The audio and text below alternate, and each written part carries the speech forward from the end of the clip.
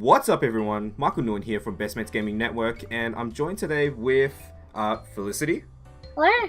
And Chen.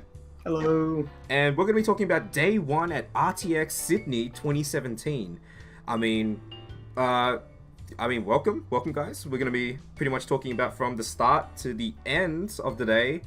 It's been a long day for all of us. We're all pretty tired, and we want to just get through. There's a lot of things to talk about. It was a really nice event. I mean, the Rooster Teeth community is definitely really strong here in Australia. It's like, wouldn't you guys agree? Yeah, I didn't know there was such a huge community here in Australia. Judging by the line, bigger than I thought. Yeah, and after we got in, we're like, what did we see? We saw a lot of things. We saw pretty much first thing we agreed to was like the Xbox station, which should I say surprising enough only had one game on it, which was Halo Wars 2. Halo Wars 2. That's alright. Wars 2. I mean Rooster Teeth's known for Halo, right? Halo. So it does make sense, but did you guys feel kind of disappointed there was like no other games? Like, I'm surprised Xbox? there wasn't like Gears of War or something. Something to show off the Xbox? Like, yeah, it was about a bit to weird. say Game now, but never mind. Then again, it's more like an RT. It's more focused, yeah. Not so much on games, so Yeah, definitely. I don't mind. The event's definitely focused on personalities and stuff. yeah, that's So, I mean, we did a walk around. What did we see? We saw pretty much a gigantic Ruby banner for the not new. It's pretty old upcoming now. Upcoming what? Upcoming volume, I believe. No, it was for the Don't quote game. me. There was the Grim Eclipse, the game that's been out on Steam. Yeah, it's been early out for a access? bit now. That's been out for ages. Yeah, so I guess they were really pushing that. Well, it makes sense. It's their game, right? It's their game.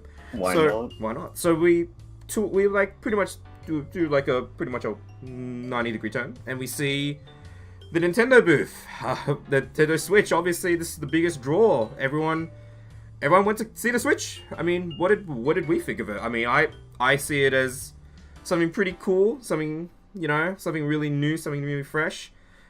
Then you get to the milk, and then Yeah, to the 1-2 switch. 1-2 switch. Oh boy. Okay, let's be honest. The setup was pretty cool. The setup was actually really well done to like showcase people playing it and demoing it. It definitely looked a lot of fun. Like, let's be real. It looked a lot of fun. But again, like we didn't get a chance because the lines were like insane. Like, hopefully we can rectify that in day 2. I mean, this is day 1, so I mean, what was the main thing we did on day 1? Check out the indies. So indies. So we went to check out a couple. We've got let's just get straight into it. It's the first game that we checked out was UFO Tofu. UFO Tofu. I'm not too sure. Palindrome, the game. Yes. Did he ever? I've never heard him say the name, but I like UFO Fire. Tofu quite a lot. It sounds cute. It's fine. I mean, like, what do you guys think? It was definitely something that you'd be interested in playing? It's Definitely. probably, spoiler, of all the games we played that day, UFO Table of Tofu was probably my favorite. Dude, this of is an all of anime, them. man. It's not ufotable, man. Stop getting those confused. Yeah, But I also definitely- agree. I mean, It seems It like the brought a most good- promising one so far. It brought a that good I've seen. spin to like a classic, like a well-known like formula, which is like Bejeweled. But instead of like just connecting similar like icons together, you're making palindromes. So I found that pretty interesting. Tense, It brain is very numbing. tense. I believe you have 20 20 turns, turns. I think. And you have to connect as many as you can. And it adds it all up in a combo. yep, the creator of the game's Albi Amikia. Amikir. I mean, I had a talk with him. He's a really nice guy. I mean, he gave us a little bit of insight onto the background of the game. He was making a puzzle game for a Games Jam previously, and then it pretty much evolved into this game. So he's been tinkering with this idea for a while, and I think he just struck gold, and he just said, well, I'm just gonna go balls in, and you know, that's it. You two had a talk with the music composer, right? Yes, sure So- did. Yeah, I mean, what did he have to say? He's looking into improving the game with his music. Mhm. Alwyn Connolly is his name, the music producer. He's putting in some nice chip tunes. Got a nice preview of that. Very Mhm. chill. Very nice. very chill? music. He's put a lot of thought into the music design. Like, he tried to make it long so that it wouldn't loop too much. Because it does seem Yeah. like a game where you can sink a lot of time into, and if And it's then hearing the same thing over and over again would probably It's just drive you insane. mind-numbing. I mean, like, other than that, like, it's definitely up in our big recommended. It's something, it's a sort of Definitely. game. It's that's- something I'm looking very forward to this game. I mean, and also, I remember you guys telling me on the ground, on the show floor, they're looking into putting into a tutorial that's very international friendly. Hmm. yeah. I mean, maybe you guys can As- explain that. As it stands now, his tutorial is very simple. It explains basically everything you need to do to know to play the game, that you just need to make a palindrome. But he does this all without words, so it is very international friendly. That's good. That's good. I mean, yeah. I mean, I'm excited. He said he's aiming for what, Android first, then I believe then, so. then And iOS. obviously he's aiming for both, but it seems like Android is his first sort of like foray. And I mean, all right, so that's it for Ufu Tofu. Definitely a big thumbs up from Big us. thumbs up. Big thumbs up. Let's go over to Gunscape Blowfish Studios. Gunscape. Yes. by Gunscape by Blowfish Studios. So we know for sure that this game It's it's already out. It's already on Steam. It's in what, early access, or is it fully out now? It's fully out, I believe. Probably. I will check that. I'm out not too sure real about that. quick. But But I definitely. do know it's free. I think No, yeah, it is out and it's a free game that is with microtransactions. That's really good. From what we saw, I mean, from what I saw, like me and you, Chan, we're shooters. We love our shooty bangs. We love Shitty Bang Bangs. shooty bang yes. bangs. We love those type of games. And what we saw, yeah, I like it. I like it a lot. I mean, It had was to a talk. very nice mix of classic Doom mixed with Quake, arena shooter Quake. kind of gameplay. Quake. I mean, I talked to the I think one of the developers there. Unfortunately, we didn't have enough time to really exchange information, but I mean, we're talking keywords, and one of them stuck out was a little game called Turok. Yeah, Turok. I mean, I think we know that game pretty well. I mean, I love that game. So they're definitely playing with what can only be described as theme packs. So I'm looking forward to seeing how that is. Like they used the buzzword a lot, which was like pretty much create your own levels, Minecraft style. Minecraft style arena shooter. So we'll see that. They also want to implement single player with dinosaurs. I do So- believe there's a mean, campaign there's mode Yeah, already, yeah. and you can customize the difficulty by changing some of Setting. custom settings. Yeah, so you can change how long it takes you to respawn, how many monsters spawn within what time frame, etc., etc. So pretty much, it's a really nice customizable like level editor. I think. Level editor. Yep, that's They're- sounds good. It's they're encouraging like players to make their own and share it with others. It's So I like think it's a very community driven content on top of like developer like first party like support. Yep, Because they'll be definitely. releasing extra maps and a couple of theme packs, So, which are probably what the at- microtransactions At would this be. point, something that they pretty much revealed to us that a lot of people aren't really thinking about is, well, they're putting an Xbox One version, they're putting a PS4 version, but the one thing that interested pretty much all of us was the cross-platform play. They want to try that stuff out, but what was like, we don't know if like they're Xbox saying it's a bit, PlayStation. it's Xbox's It's pretty side. difficult. It's pretty difficult, but they Yeah. want that in. They want that in. So interesting game. So that's Gunscape. it's next one. Next game we didn't really. We didn't really like get delve to into too much, delve unfortunately. into, but we'll play it on day 2. Siegecraft Commander, also by Blowfish Studios. We, like, from what I could tell, talking to one of the developers, it's a tower defense game with a twist, where instead of Instead of building towers in predetermined positions, you use a unique mechanic where you just basically sling your towers to different places in the map. Yeah, one of the interesting things, it's 4-player local co-op or local split screen. Oh, we're gonna talk about like the return of like a local co-op.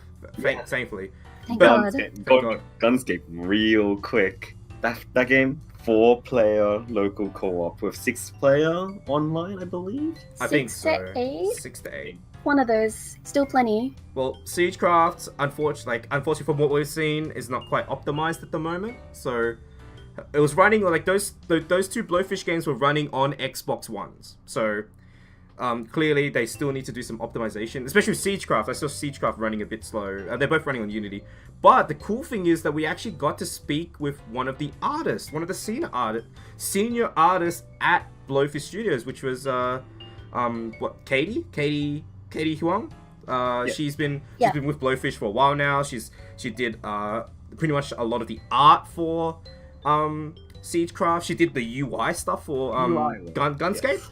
Yeah, like she does the UI stuff essentially, and like she's a nice person. Like I also like, she's plugging her own game, but like at the moment we know a little bit, like not too much about it, so maybe we'll make our video later down the line. I believe it was shown off at PAX 2016. It was shown off Yes. at PAX 2016. It was called Quinodo? Naruto. Yeah. Puzzle game. So we'll definitely showcase that later. Katie is a really cool person. Passionate. Passionate. Yes, Very definitely. passionate. Passionate's the word. Yeah, so we'll do that another time. Anyway, let's move on to Painters Unite. Now this game is Okay, In there's a a weird few place. things we can talk Very about. strange. So it's not a Splatoon game. Let's get that straight out here. It's not a Splatoon game. At the booth, we were told, please don't say the word Splatoon. We've seen this situation before. I mean, they've told us a little bit of the backstory of their development, the development of the game. Apparently, it was what 5 years ago? They said it was 5 5 years. years ago. Yeah. And we've seen another unfortunate game that's kind of just been, Paladins. Paladins. And obviously being, if you guys don't understand, Paladins was made, In development. it was in development long before Overwatch. Overwatch became the bigger game and it overshadowed Paladins. And it seems like this is the case right now. Painters Unite is you use ink or paints, and it's in a sort of, I'm gonna admit, Twin it's a stick? unique. Yeah, twin stick. It is a unique multiplayer mode or concept they're doing, where everyone starts. The game starts off as a free for all, and then slowly transitions into team fights. So in that regard, it is pretty interesting. But I mean, Chen, you probably can take it away. What do you think? Currently, in the build that they were showing off on the floor, didn't have colorblind options, and I feel that because of their use of Prisma colors. Yeah. Yes. Right. Prisma colors made it very difficult for people who have like color issues, impairments, to really play that game to its like full potential. Because I was having a lot of difficulty. Not to mention the optimization of the game isn't That quite there yet. game needs a The- little It's a bit little more time. jittery. That game needs a little little bit bit more time in the oven. It's just like I get that the setup that they were running over there with laptops and stuff like that, but it just like a little bit more optimization would have gone a long way. I mean, I was seeing cool, unique ideas, but it was being let down by the actual presentation Technical. itself. Yeah. Like, I feel like they could have just tightened it up just a bit more, and it would have been really special. But unfortunately, all we can see is what we were given, and I feel like it's a game that definitely needs a little bit more time. It just I needs can that see little it. bit extra. I can see it being quite enjoyable and unique.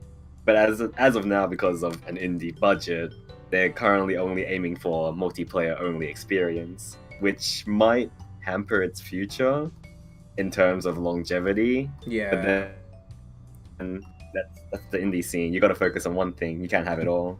Yep. All right. So turning over, we're gonna see pretty much our final game for the indie scene that we managed to get some time into, and that's the Adventure Pals. Adventure Pals. Felicity, you played this. How do you feel about it? I like it. So this game is by Massive Monster, and it's like a really cutesy platforming adventure game. And basically, the setting is that you got to save your dad from becoming a sausage. And Hot it's dog. Yeah, that's That's it. what- That's it. So I talked to the developer. I talked to the guy at the booth. He was the game designer, artist essentially, animator, and he told me a little bit of extra things behind how this game came to be. Essentially, this is Massive Monster's first big desktop game. It's their first big title. Essentially, they've been doing work on like Flash web games and a couple mobile games, and you could definitely see that they're like from the art and the animation alone, it's got that very like, you know, that Flash. Cartoon feel. Yeah. Like definitely you can see it, and then he confirmed it. He said, that's we've made it in Flash, or the successor to Flash. And what's his name? His name was Julian Wilton. Julian Wilton. He's a game doodler and cool guy. Very, very passionate. Loves this game. I can His see Oh, you can tell the that he amount loves of it. love put into Like that all the game. detail is just amazing, and it runs so smooth. And I talked to him and I asked him the big question: what's driving you for this art style? And he's like, I just like to draw cute things. And you know, like that sells it. He's like, I want to draw cute things and I want to make a game. Bam, best combination. So yeah, I mean, I'm definitely looking forward to the Adventure Pals. It's got some things like, you know, you can see definitely influences from other like platformers. You know, you got some Some Meat Banjo Boy Kazooie in there with like the giraffe like doing like the helicopter tongue thing, thing. the tongue thing. Helicopter. You definitely see there's a lot of personality in this game, and it's gonna give There's it that also little quite a extra. lot of like influence from Adventure Time, Oh, Yeah. yeah, for sure. Too. for sure. Especially from the beginning, because Hmm. Adventure Time is a little bit dark now, but before, I believe it's very similar. All right, so let's kind of do a little last thing. So, I mean, I want to give a shout out to a guy that I met on the floor. His name's Seamus. His name's Seamus Mullins. This guy is a cool guy. I mean, like, immediately just talking about like journo stuff, and then, you know, a little mention of a certain game got us a little bit excited. I mean, little Final Fantasy Tactics Advance, and I think we became like pretty much brothers at that point. Instant friends. Instant friends. So I want to give a shout out to him. You know, he definitely like came pretty much like just like we just talked, and you know, it was nice. It was nice seeing other journos there, and yeah, I mean that's RTX for us. I mean, we've still got day 2. We're currently really tired right now. Felicity's gonna have to tag out. She only bought like the Saturday ticket, so it's gonna be me and Chen Good luck, taking good luck. over. Me and Chen taking over. So Switch line, Switch Switch line. line. We are gonna Oh. make sure we're gonna get in that Switch line. but And touch that's that it. switch. Touch that Switch. Gotta Anyway, milk them udders. Gotta milk switch. gotta milk it. Anyway, that's the I think that's it. So hope you all enjoyed the video. Name's Michael, Name's Chen. And Felicity. and we'll see you in the other video from bestmatesgamingnetwork.com. Go visit the website. Go like, comment, subscribe, do all that stuff. All right, Like, follow me on Twitter. follow me on Follow Twitter. us on Twitter. Follow us on Twitter. Yeah. Anyway, hope you guys enjoyed the video. Have a good one. Have a good Good one. night. Peace.